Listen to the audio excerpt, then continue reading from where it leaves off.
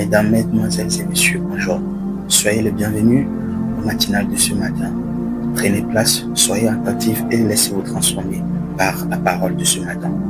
Aujourd'hui, le 11 octobre 2025, nous abordons le thème le moyen par excellence pour construire son homme intérieur. Nous sommes dans 1 Corinthiens 14, le verset 2 à 4. Verset 2.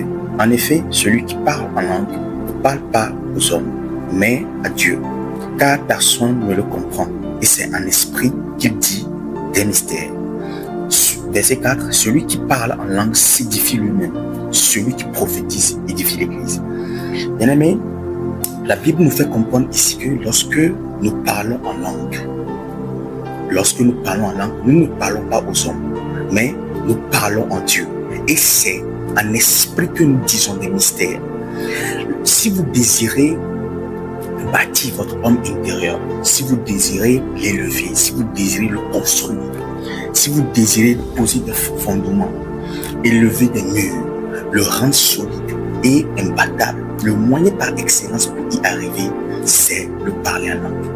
Lorsque nous allons dans le livre de Timothée, la Bible nous dit que l'exercice corporel sert à peu de choses, mais la piété sert à toute chose ou à beaucoup de choses. L'une des dimensions de la piété, du mystère de la piété, c'est le parler en langue.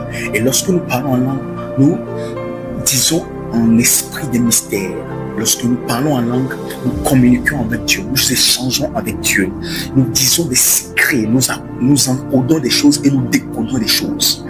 Lorsque nous parlons en langue, il peut y avoir des portes qui ont été ouvertes sur notre vie par rapport aux finances, par rapport au péché, par rapport à des pertes de grâce, par rapport à des pertes de faveur.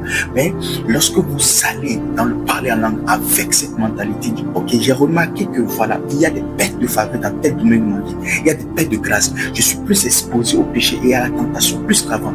J'ai une facilité vers à tomber dans le péché plus qu'avant. Là, vous savez qu'il y a une porte qui a été ouverte. Alors, qu'est-ce que vous faites? Au-delà de la parole, vous allez dans la dimension du parler en langue. Et là, maintenant, vous commencez par encoder des choses, c'est-à-dire vous fermez des portails qui ont été ouverts sur vous. Et tout dépend de la taille des portails qui ont été ouverts sur vous, des brèches qui ont été ouvertes dans votre esprit.